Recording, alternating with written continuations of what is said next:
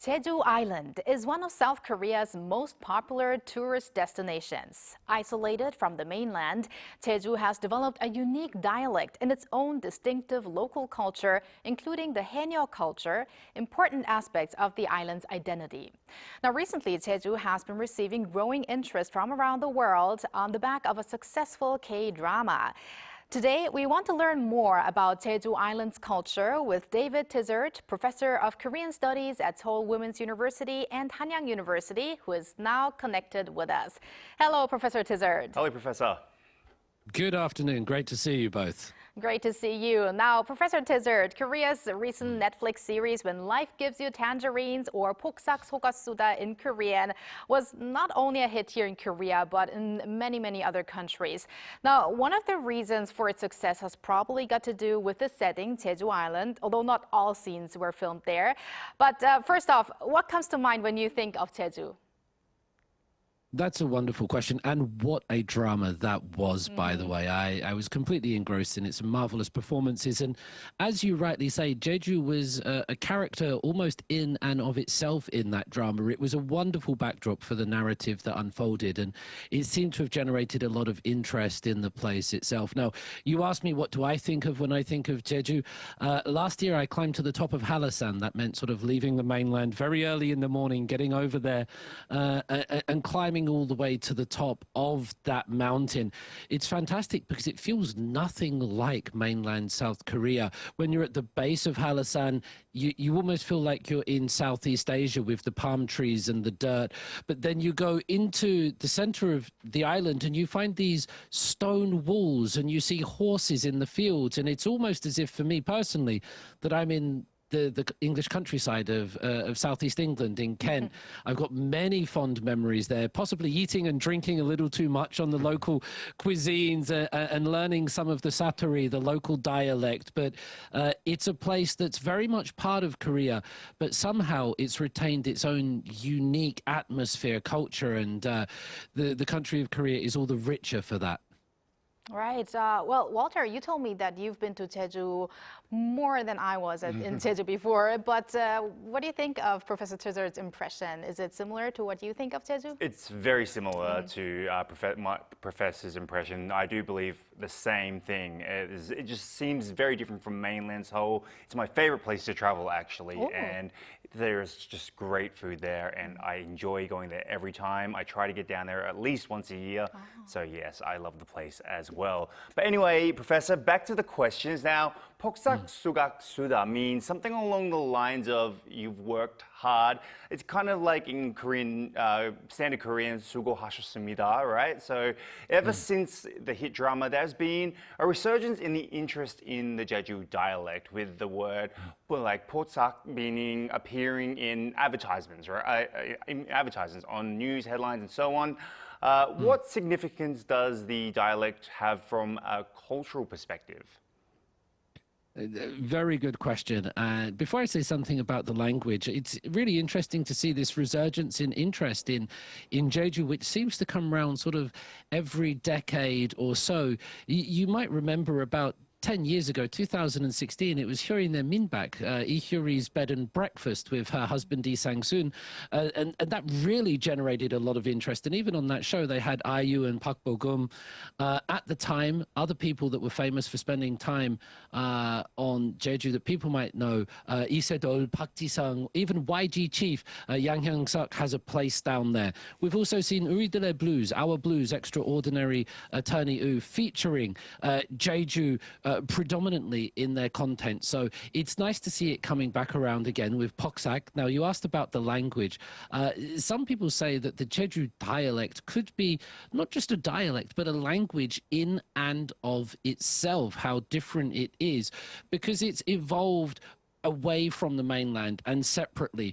Now, a lot of people, they might not even understand elements when people speak in a thick language of Jejuo. Certainly, when I was watching the drama with my family, Korean family, they would all laugh at certain expressions that came out because they simply hadn't heard them before. What I think is really interesting about this is, for the longest time, Korean people would try to hide their dialect. They would try to hide their saturi in order to speak a sort of well-received Seoul pronunciation civilization. And we saw this flattening of culture. And people did this because they didn't want to appear from the jibang, from the outside of civilization as it was perceived. And that was really kind of sad. But what I think this does, seeing Jejuo, seeing this Jeju dialect featured so prominently and unashamedly, proudly in this drama, and now, as you say, seeing it in advertisements and product placement all around the country, it's not only fun, but it's also saying, hey, we are allowed to recognize difference. We are allowed to acknowledge different parts of Korean culture and lifestyle. We don't all have to be the same. We can be one, we can be together, but we can also have differences. And that's what I love. When I was down there, people loved teaching me 반갑수다 instead of the normal sort of 반갑수다 or 반가워요 or something like that. Yeah. Right, Professor Tizzard, and I guess that's also why the Jeju dialect, I think it's also part of UNESCO saying that it's very critical of being extinct. I don't know if you can say a language can get extinct or a dialect can get extinct, and that is why I guess it's important to pass down this culture from the current generations, because the elderly generations usually speak that dialect. And actually, the reason why I just mentioned UNESCO is because I wanted to mention that earlier this month, we're going to move on to history, records of the Jeju April 3rd uprising, a very pivotal incident in Korea's history. This has been officially added to UNESCO's Memory of the World Register. So what do you think is the significance of this inscription? This is so incredibly important because during South Korea's democratization movement, Gwangju has been the real sort of source of memory. That's been the thing that's carried the spirit of Korea's liberation, its democratization forward. And we've seen that recognized in movies, in novels, in webtoons, and in song. Now, that was in 1980. But in 1948, just at the end of the US military government's administration of South Korea after liberation in 1945, great tragedy took place on Jeju Island, in which tens of thousands, an unfathomable amount of people was slaughtered on the island, and very few people knew about this, and then those that did know about it, very few people talked about it. When I encounter university students at university, obviously, and we talk about Korean history and the democratization movement that's taken place, of course, many of them will immediately reach for Gwangju and then figures like Park Jong-chol and Lee Han-yeol. But when Jeju Sasam comes up, they sort of become a little bit sheepish because for no fault of their own, they haven't been taught about it. They haven't seen it in the media. They haven't even had sort of movies or dramas which they can learn to interact with this story from. So that UNESCO has done this, the Memory of the World Register, I think is very important because it's something that South Korea has taken nearly 70 years to come to terms with itself. That includes on Jeju Island and the mainland. It's an incredible dark chapter because it involves Korean on Korean crime for the most part. But now that people are actually looking at this, I think it shows that Korea has matured to the stage where it's able to ask those difficult questions and turn a light onto the shadows of its history. Let's stay on that topic just for a little bit longer. Now, the Jeju April incident is featured also in the Nobel Prize literature winner Hanyang book's We Do Not Part. Okay, so how is Jeju Island portrayed in that novel? It's a wonderful novel, and I'm a big fan of. Yeah, I've read it as well. A big fan of Hanyang and her writing, and her latest book. Obviously, she did Sonyeon이 온다. She did Human Acts or A Boy Is Coming previously, which focused on the Gwangju Uprising. In her latest one, she looks at the Jeju Sasam incident, and Jeju becomes a character in and of itself. Now, whereas when Life Gives You Tangerines or Pokssak, we see the beauty, we see the natural environment of Jeju, we see the wind, we see the sea and the storms. In Hanyang's latest book, We Do Not Part, Jeju is a character in itself that is complex and brooding and has dark nooks and crannies.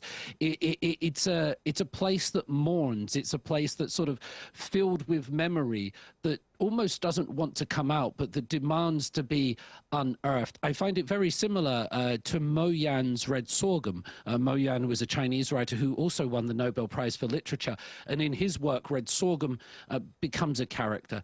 Hanyang's latest work, it doesn't ask the questions directly about what happened in Jeju. So for those looking for a repetition of human acts, it's not quite that.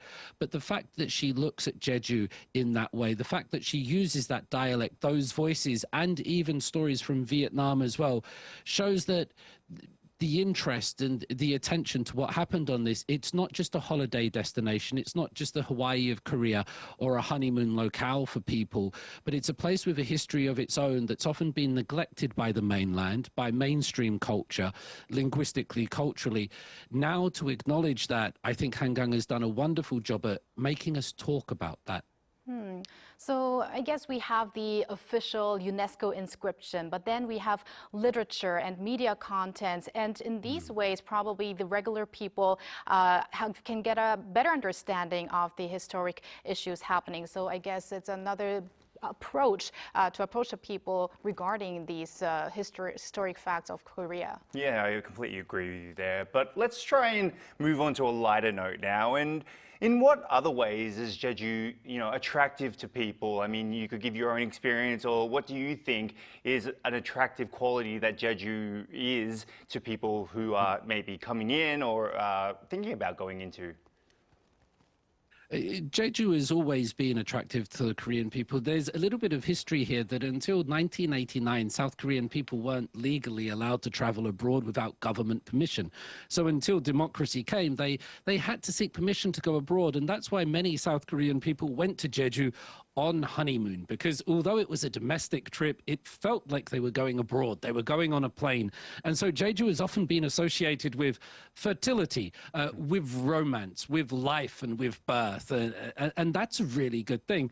One of the things that I find really interesting is Jeju folklore and mythology. And if you've seen Pokssak, or When Life Gives You Tangerines, you will notice the halmonis, they were always sort of praying to dragon kings and gods and the spirits. That's very much alive in Jeju. And I particularly like the story of Solmundae Hanyang, or Grandmother Solmundae. Now, in mythology, the creator of Jeju is believed to be a grandmother. And I think this is beautiful because so much of history and mythology is generated by male figures. We have sort of male creator gods. We have Isun Shins and Sejong De Wangs, and our history books and our mythology are filled with powerful male figures.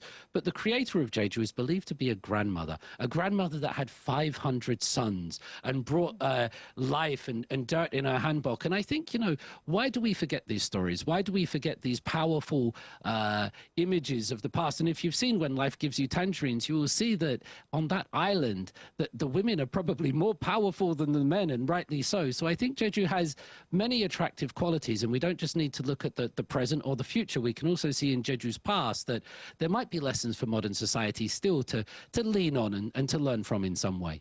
And last but not least, Professor Tizzard, would there be any cultural aspects of Jeju that you would like to see more widely recognized?